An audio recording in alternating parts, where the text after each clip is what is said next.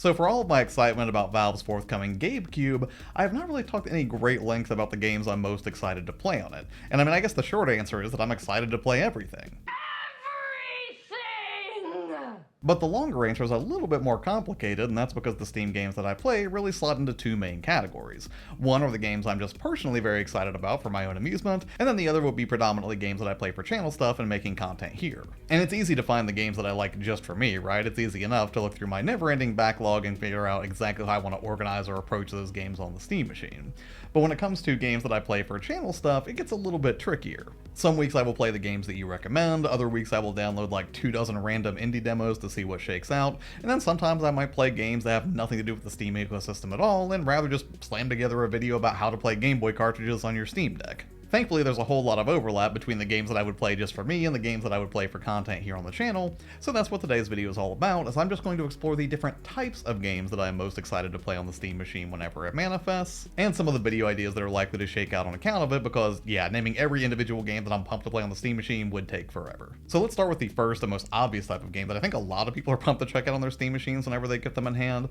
and that would be the bigger, beefier games that kind of struggle to run on the Steam Deck. Because after testing out the Steam Deck almost exclusively for game performance for the past 3 years or so, it'll be nice to take some of those games that didn't run super great on the Steam Deck and then have them run on a platform that has 6 times the power. And off the top of my head, I'm excited to re-explore games like Forza or Horizon Zero Dawn or Red Dead Redemption 2, or any other type of games that's really going to push the hardware and see what it's made of. But beyond just playing those games, I'm also really excited to get them added to my Steam library and to start exploring more purchases for Steam that traditionally I might have played on console since, well, again, the Steam machine is sort of serving as a console at this point. Not for every multi-platform release, like again, when I talk about games like Resident Evil or Death Stranding, the things that I really enjoy collecting physically, I'm probably still going to get those on console. But for a lot of those games that are unknown quantities or games I think I just might like, but I'm not 100% sure of it, I think it will probably make sense for me to start getting those on Steam instead, whereas previously the Xbox was, at least for a short while, the machine that I thought would be like my go-to platform for any multi-platform releases. But regardless of where I draw that kind of line between the games I'm still going to want to buy for something like a PlayStation or a Switch versus those that I would buy for the Steam machine,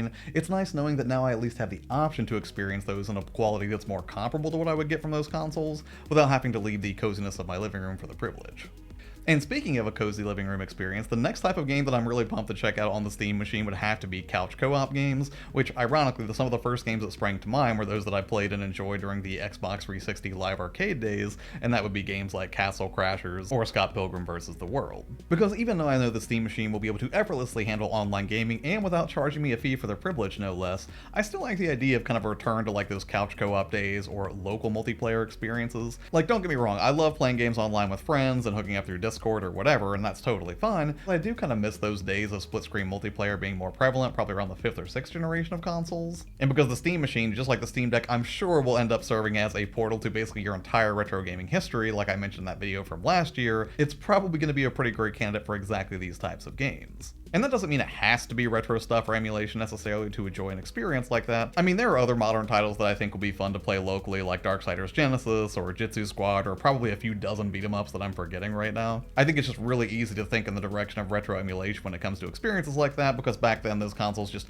either did not have any online play or it was in its absolute infancy, so yeah, it's just easier, I think, for me to gravitate towards emulation for those scenarios. But speaking of emulation, that's another type of game that I really want to try out on the Steam machine, and that would be Beefier emulation attempts. And if you look back through the videos on this channel that talk about emulation, you'll find that my cutoff is about that 5th generation, right? I've done videos where I talked about like Game Boy games or PlayStation 1 games, PlayStation 2, soon N64, but I never really went too hard on PS3 or anything afterwards, because every time I tried to do PS3 emulation on the Steam Deck, I always ran into trouble and it was a way more complicated affair. Or when I was able to get a game to work, it did not run very well, and I'm honestly not sure if that's just a byproduct of the PS3 being kind of difficult to emulate, just because I do remember back in the day it had like that, I want to say 7 CPU cell architecture if I'm remembering correctly, or if it might have just been like a straight up power thing where the Steam Deck just really wasn't well equipped to do PS3 games. I mean, I would have to think, as old as that system was, that maybe the Steam Deck was powerful enough, but honestly I'm not an expert in that particular arena of emulation, so I'm excited for the Steam machine to actually try to explore more modern emulation.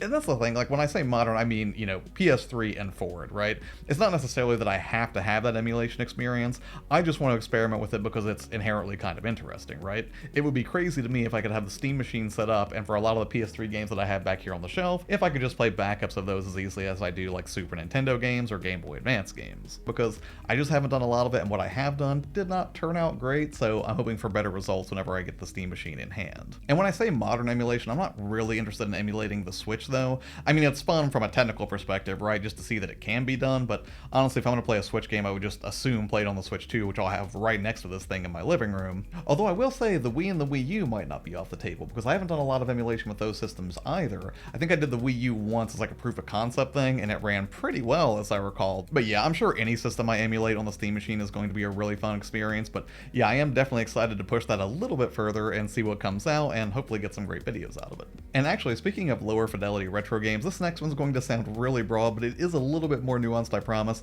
but I am very excited to play horror games on the Steam machine in particular. But not just any horror games like modern Resident Evils or emulated Haunting Grounds or anything, but rather indie horror that doesn't always make its way to console. Because most of my horror game historically has been done on consoles, but that really started to shift a little bit after I got my hands on the Steam Deck, because there's a lot of really cool indie horror games that don't necessarily make their way to console. I mean, like a lot of them do, but there were plenty of like weird games that I found through like the Haunted PS1 demo disc, Puppet Combo releases, or 5th generation horror throwback titles that kind of emulate that grainy, more low poly look of the PS1 aesthetic, but with a lot of modern sensibilities and easier controls. Because there have been a lot of times that I find these really great games on Steam Deck, and while I maybe could have docked it up to play them, since a lot of the games didn't look or perform great blown up on my living room TV, I always ended up playing those games docked up back here to my capture card instead of really immersing myself in it in like a completely darkened room and really just taking in, the fullness of a horror experience the way the creators intended. But now with the advent of the Steam machine and the fact that it's designed to be a docked experience through and through,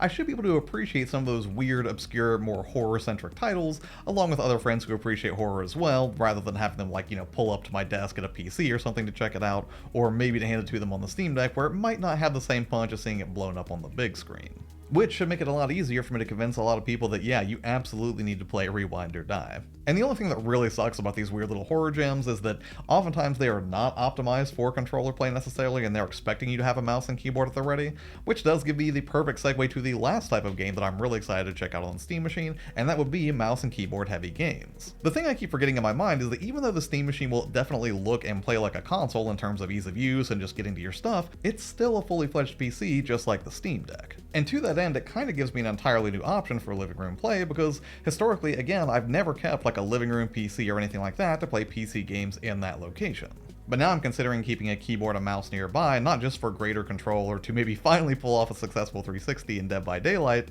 but I could also use it to effectively play like old DOSBox games from the 80s because, well, that's kind of what I grew up on. Now, practically speaking, I'm not sure how comfortable a mouse and keyboard setup will be on a couch for extended play, but I'm definitely going to give it the benefit of the doubt and try some games that historically I would have ignored just because they didn't have great controller support. Not to mention, aside from the excitement of just exploring games that I typically would have neglected in my living room, it is just practical to have a keyboard and mouse nearby anyways for any quick emulation modifications that I might have to make, or for the odd launcher or pre-launch pop-up for configuration settings for a game that I will inevitably run into sooner or later on a Steam game. And like I mentioned in that video about the ways I'm already prepping for the Steam machine, I'm still not entirely sure what keyboard and mouse will be best suited to this, so I'll have to do some research, but yeah, I'm sure I'm going to do a video on Steam machine accessories that I'm scoping out since, well, I've already been very much scoping out Steam machine accessories. But I think that's going to be it for this video, and I think that is probably a pretty good place to start in terms of the different types or categories, I guess you would say, of games that I really want to explore on this new hardware. But hey, what about you? Are there any particular genres or just types of games that maybe you wouldn't have played on the Steam Deck or maybe didn't suit you on a traditional console, but you're definitely looking forward to playing on the Steam machine? If so, please let me know in the comments below because I would love to hear your thoughts on this. Coming up on the channel, like I already mentioned, we'll probably be taking a look at some potential Steam machine accessories as we get closer to more launch information, or at least I hope we get some launch information soon. And then beyond that, for some upcoming Saturdays, for some of those off-the-cuff releases, I'm definitely going to be taking a closer look at some N64 stuff, at least a couple of videos. I've been having a whole lot of fun revisiting the N64 library over the past several weeks, so yeah, stay tuned for that. As always, I appreciate you taking the time out of your day to hang out here on the channel with me. It does mean a lot. Have an amazing rest of your day, and I will see you on the next one. Bye.